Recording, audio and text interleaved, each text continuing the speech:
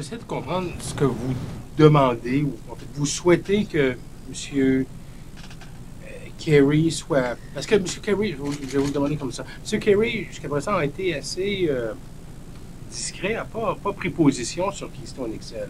Ouais. Si c'était si néfaste que ça, selon lui, il l'aurait fait. Ouais. Alors, je pense que pour lui, et pour M. Kerry, il a dit avant son élévation à secrétaire d'État pour les États-Unis, il était contre le Keystone XL pipeline. Il a beaucoup de concerns et aussi il a dit maintenant qu'il attend pour un moment. Ce n'est pas la première chose pour lui. Il y a un autre. Il a dit que ce n'est pas pour une décision très tôt. Il sera.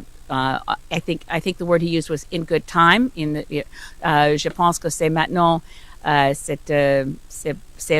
décision était à ce moment pour le fin de mars, mais pas avant. Et aussi pour M. Kerry, il a dit qu'il va suivre le processus qui était mis sur pied par Mme Clinton.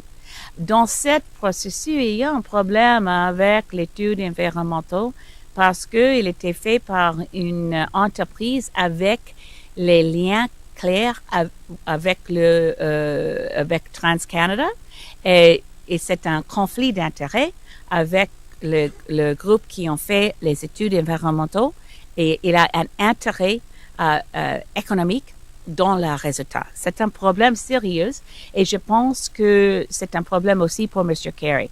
So nobody knows right now which way John Kerry will decide. There is a certain, it's been promoted in some of the media in the U.S.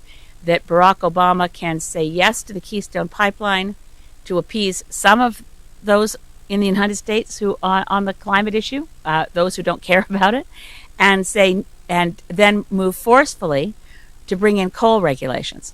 The response from people in the environmental movement and from scientists is if you're taking the climate crisis seriously, it's not an issue where you try to appease both sides.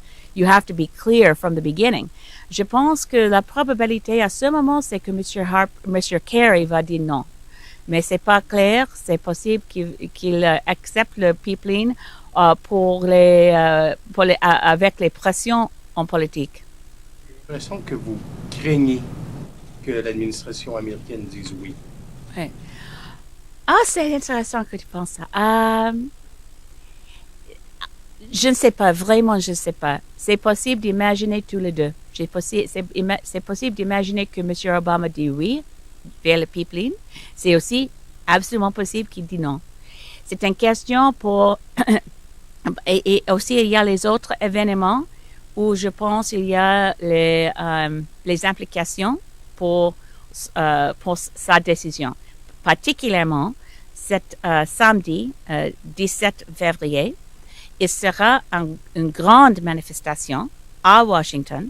Les groupes écolos pensent que peut-être il sera peut-être plus de 10 000, peut-être 20 000 personnes à Washington contre la pipeline en faveur d'une réponse sérieuse vers la menace de changement climatique, contre le charbon aussi, évidemment. Mais le Keystone XL, c'est comme on dit, un line in the sand pour M. Obama. Et à ce moment, si il veut donner la preuve vers les groupes écolos qu'il était sérieux contre la crise de changement climatique, il va dire non vers Keystone. Mais c'est possible. Il dit oui. Je ne sais pas. I really don't know. So I don't believe it one way or the other, whether he'll say yes or no. I think right now, Kerry would like to say no. Obama might be leaning towards yes. But depending on the force of public protest in the U.S., and there's a lot of concern. I think that the opposition to Keystone XL in the U.S., particularly in the states where, the neighborhoods where it will pass, are very much more on the risk of the spills and less so on the larger policy question, it's just harder to prove that the Keystone XL pipeline will allow expansion in the oil sands. that's the argument on climate, why it shouldn't go ahead, that any new pipelines will encourage expansion. But the militancy against the pipeline in the U.S. is much more about we don't want to have bitumen and diluent moving through sensitive regions. And even though they've rerouted the pipeline in Nebraska to avoid the Sandhills area, they haven't avoided the whole ecosystem. So le pipeline reste encore dans les régions très sensitives pour l'eau sur terrain. Et c'est la même sorte de sol avec beaucoup de... it's a very sandy soil. Le pipeline reste très proche vers la région sensitive écolo qui s'appelle Sandhills, mais ce n'est pas suffisant dehors de cette région pour les écolos. Alors, je trouve qu'il y a beaucoup de personnes qui restent absolument forts contre le Keystone XL. Et je pense que c'est presque impossible pour M. Obama, avec les mots très forts dans son discours de l'inauguration, puis aussi avec les choses et les choix pour son cabinet. Je pense probablement, je pense qu'il dit non. Anyway, the meetings there was a lot of concern about pipelines that I hadn't been thinking about very much being Canadian. I hadn't been thinking about the expansion through New England, which is going to be strongly opposed by any of the senators and congressmen in New England. And I also heard concern from both congressmen and senators in the U.S. Northwest about expansion of tankers on our West Coast.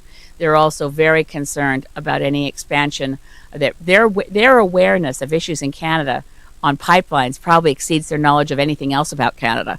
They're very concerned about twinning the Kinder Morgan pipeline. They're concerned about the expansion to Kitimat with supertankers because of the effect potentially on their coastlines. And they don't want to see the Keystone XL pipeline proceed. And they do understand, as I said very clearly, that this is not about energy policy that makes sense for Canada or energy policy that makes sense for the U.S.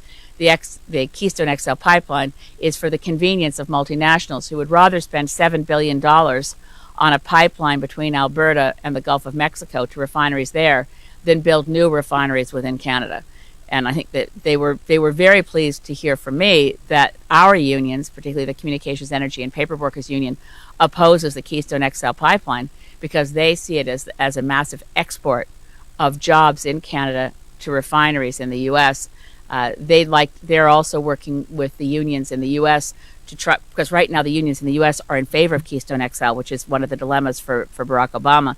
So there's a new bill coming forward from Senator Shaheen of New Hampshire and Senator Portman, who's Republican, of Ohio, working on energy efficiency standards and new jobs through energy efficiency.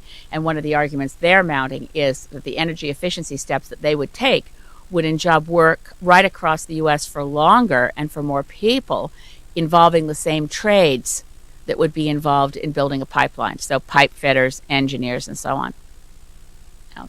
So if there are no more questions, merci beaucoup pour tout le monde. Thank you so much for coming, and I look forward to seeing Canada finally have a standard of leadership elsewhere in the world that they'll have to try to meet, because certainly Canada has set a standard for the lowest performance in the world of an industrialized country, and it's time for us to see if we can regroup if President Obama does indeed bring forward clear climate action and demand the same of Canada.